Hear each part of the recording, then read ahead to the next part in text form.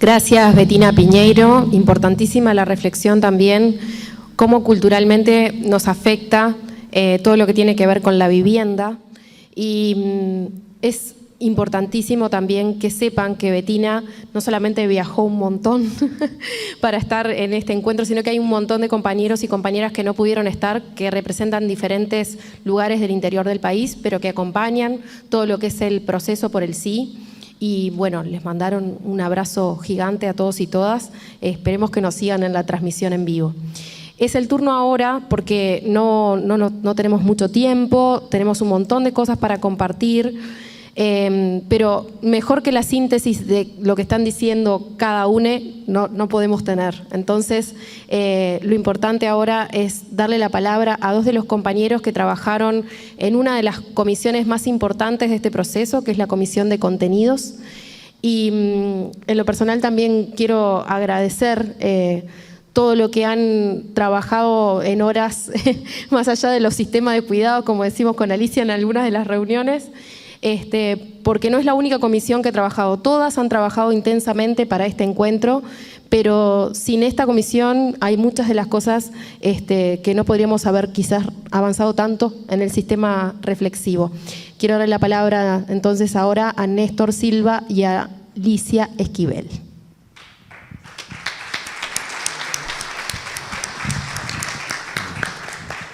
Muchas gracias, buenas tardes.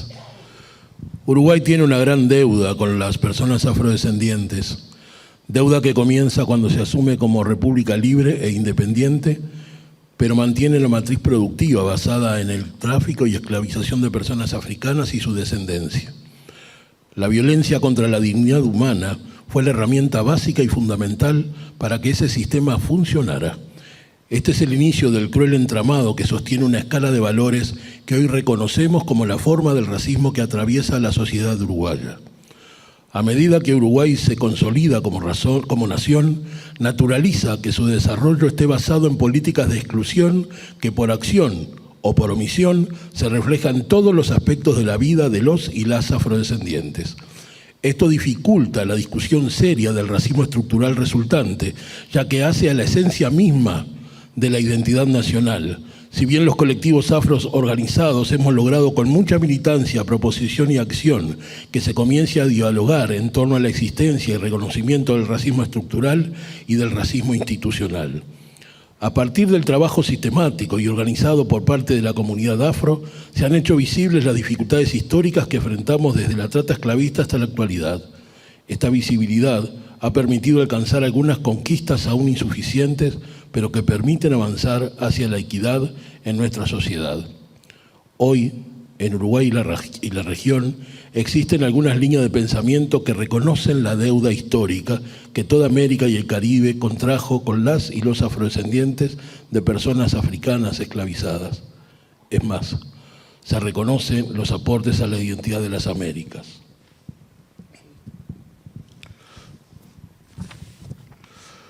Por este concepto de deuda histórica, pero este concepto de deuda histórica resulta vacío en tanto que en los hechos del poder hegemónico no lo lleva a acciones realmente transformadoras. Entonces, el valor de la deuda histórica se relativiza encapsulada en visiones y versiones académicas, sociales, políticas y culturales que no avanzan en hacerse cargo e incluso algunas devuelven la responsabilidad a las víctimas. El racismo viola los derechos humanos. Es duro y recurrente que los datos oficiales muestren que un alto porcentaje de las personas afro-uruguayas tienen necesidades básicas y satisfechas. La falta de acceso a vivienda, territorio, educación completa y de calidad, agua potable y saneamiento, hasta empleo digno o el disfrute de bienes culturales, entre otros, ha sido una constante a lo largo de la historia. Una tan constante como las dificultades para cubrir las más elementales necesidades para una vida digna. Generación tras generación, las familias heredan circunstancias negativas que determinan las dificultades para tener cubiertas las necesidades más básicas y elementales. Y este es un problema que tiene raíz en el mismo nacimiento del Uruguay. Es, como lo mencionamos, resultado y expresión del racismo estructural e institucional. En este contexto es impostergable que se asocie esta realidad con la violación constante de los derechos humanos fundamentales. Sin dudas, la LUC profundiza estas dificultades. Toda deuda se paga, los daños a la humanidad se reparan. La institucionalidad uruguaya dio un paso importante cuando el Parlamento, por unanimidad, señala en el artículo 1 de la Ley 19.122, abro comillas, reconócese que la población afrodescendiente que habita el territorio nacional ha sido históricamente víctima del racismo, de la discriminación y la estigmatización desde el tiempo de la trata y tráfico esclavista, acciones estas últimas que hoy son señaladas como crímenes contra la humanidad de acuerdo al derecho internacional. Cierro comillas. Pero, sin acciones transformadoras de la realidad de los colectivos hacia quien apunta, termina siendo apenas una declaración que no trasciende ni siquiera a los partidos políticos que la votaron y que poco impacta en el resto de la estructura del Estado y menos aún en la ciudadanía. De todos modos, estarán el colectivo y las alianzas que hoy existen y las que se puedan sumar, dar los pasos necesarios para que este enunciado pase a ser parte del camino seguro hacia políticas de reparación ciertas, aportando al tránsito hacia una sociedad más justa y sana. Ya no puede ser concebible que las víctimas sigamos atrapadas en el círculo de argumentar sobre los daños que el sistema racista y discriminador genera permanentemente a nuestro colectivo. Ya no puede ser aceptable que sean los sectores, instituciones o personas que se encuentran en los lugares de privilegio que la historia, la herencia o lugar de pertenencia les otorgó, quienes diseñen diagnósticos, prioridades, acciones y políticas sobre la vida de todo un colectivo sin su real participación en cada etapa. Es tarea de quienes, sufriendo las consecuencias de las exclusiones y la discriminación racial resultante, construimos y proponemos ideas y demandamos ejercer el derecho intrínseco de exigir igualdad en el trato, equidad y paridad en la participación e igualdad de oportunidades en el acceso a esas políticas, y con esa perspectiva trabajar todas juntas y todos juntos, sociedad en su conjunto y las víctimas de todo lo dicho, en un país que se piense a sí mismo equitativo, antirracista y antimachista. Para ello, y como sociedad, debemos reconocer que los problemas de pobreza, exclusión, falta de oportunidades equitativas, desarrollo territorial, riesgo ambiental, discriminación racial, social, cultural y religiosa persisten desde la propia conformación de la nación y se mantienen a través de los efectos del racismo estructural que nos atraviesa a todos y a todas. Las uruguayas y uruguayos merecemos una sociedad más equitativa y justa. Esto requiere de consensos amplios para enfrentar con inteligencia y empatía flagelos estructurales. Somos el colectivo afro-uruguayo. Somos el colectivo afro-uruguayo. Somos el colectivo afro-uruguayo por el sí, constituido por hombres y mujeres provenientes de diversas asociaciones por los derechos de las y los afrodescendientes y personas independientes. Nos une la defensa de nuestros derechos y velar por los derechos adquiridos producto de la lucha de tantas y tantos compañeros. La sociedad civil uruguaya ha luchado desde siempre por la igualdad y la no discriminación. La igualdad, como principio, define al Estado de Derecho. El concepto de igualdad es complejo y mutable, pero fundamentalmente implica el derecho a la no discriminación, la igualdad de derechos en la ley y ante la ley, es decir, igualdad de trato, respeto y resultados ante ella. La igualdad implica el derecho a la no discriminación, a la admisión de la diferencia y a la autonomía. Los y las afrodescendientes constituimos un grupo heterogéneo con historias, experiencias e identidades diversas. Sin embargo, lo que nos une es que se nos ha denegado durante mucho tiempo la plena realización de nuestros derechos humanos y destacamos una serie de problemas comunes que es preciso abordar, como la discriminación racial, estructural e institucional, la xenofobia que sufre la población afroinmigrante en nuestro país, los obstáculos y desigualdades en el acceso a la educación, los servicios de atención de salud y la vivienda de calidad, cuyo resultado es la transmisión de la pobreza de una generación a otra.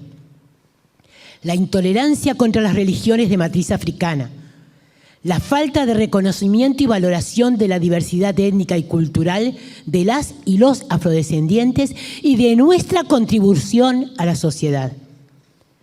La falta de representación adecuada en la administración de la justicia, la presencia desproporcionada en la población carcelaria y en particular, la elaboración de perfiles delictivos en función de la raza, situaciones que se legitiman en la LUC.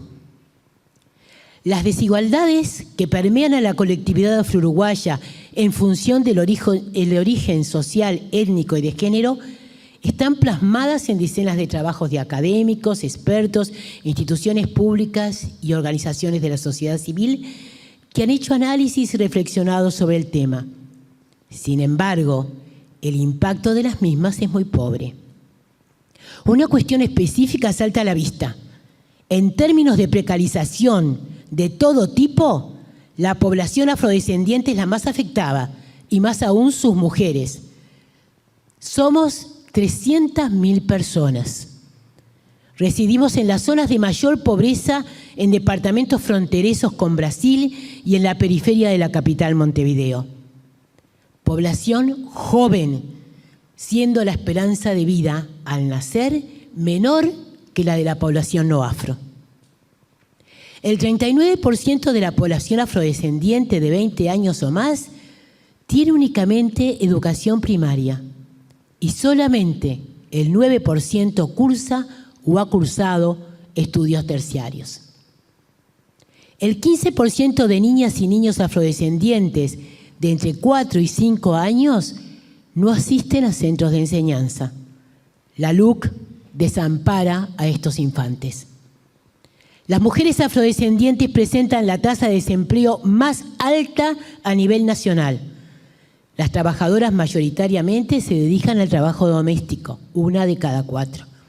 Si bien en los últimos años han existido acciones y normas dirigidas a regular el trabajo doméstico, solamente el 55% de estas trabajadoras están formalizadas. En vistas de esta situación, el Estado no debe estar ausente de los arreglos entre empleado y empleador, situación que habilita la LUC. La violencia basada en género aumentó durante la pandemia. Las mujeres afro experimentamos mayores niveles de violencia de género en todos los ámbitos con respecto a las mujeres no afro. La LUC debilita las instituciones dedicadas a abatir este flagelo. Genera obstáculos para realizar las denuncias y obtener una debida respuesta con personal que ahora es nombrado de confianza en lugares donde se requiere formación y alta calificación que solamente se logra con llamados a concurso abierto como eran los que existían. A pesar de las políticas sociales que en los últimos años han disminuido la pobreza en forma global, se mantiene la brecha, como hemos visto, en los indicadores de pobreza entre la población afro y no afro, que asciende a más de 11 puntos. Y se ha incrementado en la pandemia. Tenemos datos del 2021, datos del año pasado, de UNFA, en cuanto a la pobreza infantil en Montevideo. Estos muestran un aumento de 2 puntos porcentuales para la niñez no afro y de 9 puntos porcentuales para los niños y las niñas afro, que pasó de 37.4 a 46.9%. Casi la mitad de la población infantil afro de Montevideo es pobre. Pensamos que lamentablemente los datos en el interior serán similares o peores. Aún urge claramente una acción focalizada hacia esta población. Evidentemente, estos niños y estas niñas no son hijos de los Maya Oro, porque en la población afro no hay Maya Oro. El racismo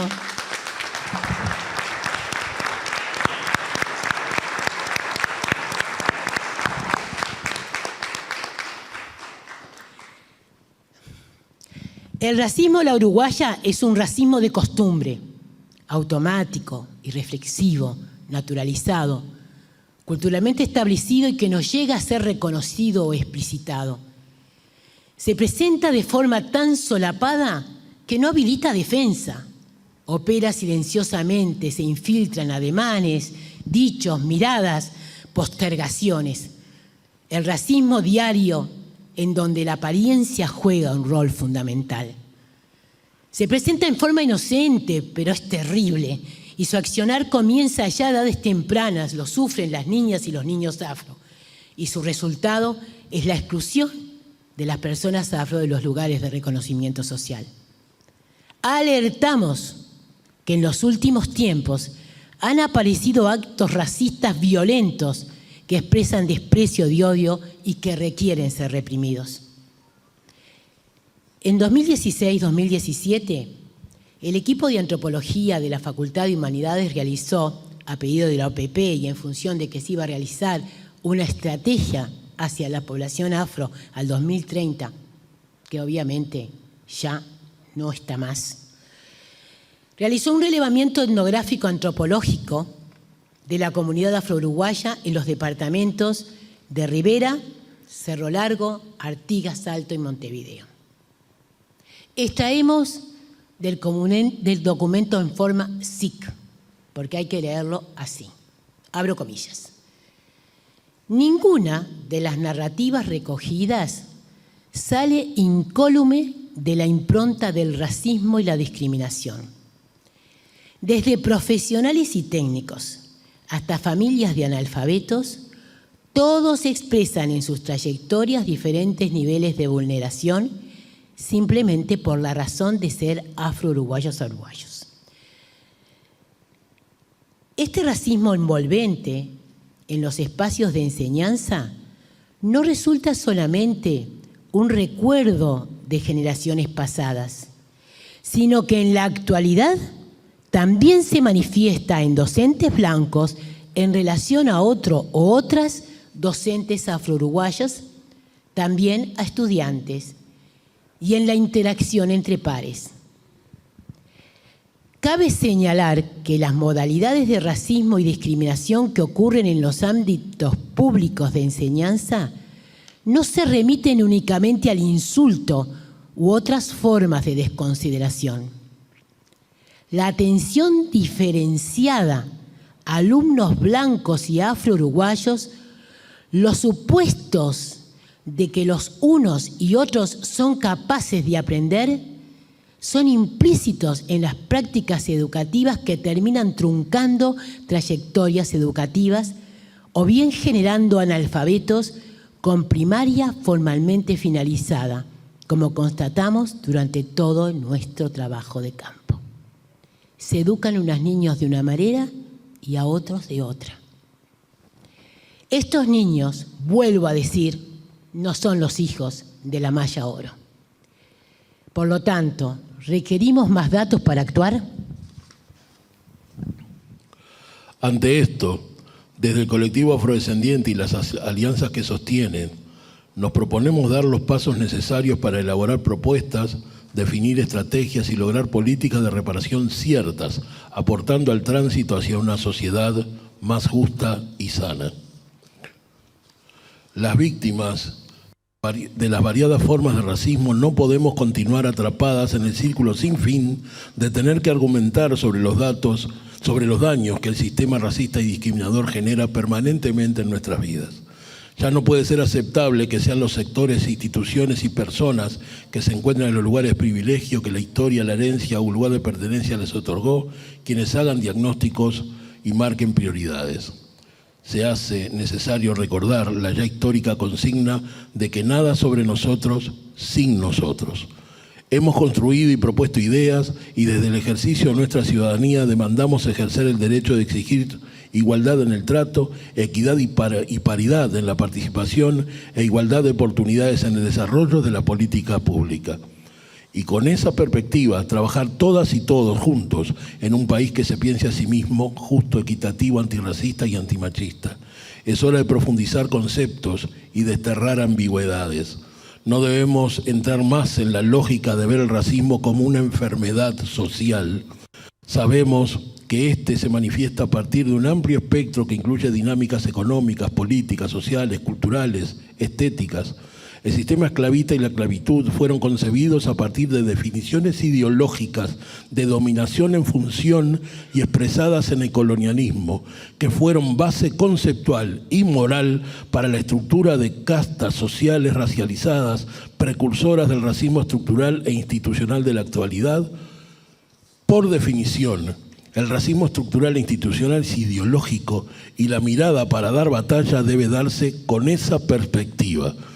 La perpetua violación de los derechos más básicos de las personas no puede aceptarse como un simple mal endémico por la falta de oportunidades que produce la pobreza, como si esta fuera una plaga sobre la cual las sociedades no tenemos responsabilidades ni posibilidad alguna de revertir.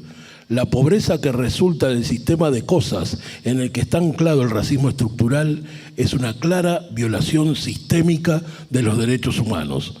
La pobreza tiene color, género, clase y edad. Muchas personas venimos pensando y trabajando en equipo, imaginamos nuevos tiempos en los que el futuro sea el que construyamos entre todas y todos y que la esperanza no sea una mera expresión de deseo individual y pasivo, sino la lógica expectativa colectiva, activa y combativa por una sociedad más igualitaria, justa y equitativa. Aunque la LUC no lo menciona específicamente, el enfoque conservador y clasista que la inspira promueve el retroceso en los avances de los últimos 30 años de lucha contra el racismo. En defensa propia ante la LUC racista, regresiva, represiva y retrógrada, las personas afrodescendientes que hemos heredado vivir en el espacio al que el racismo empuja, somos resistencia y resiliencia.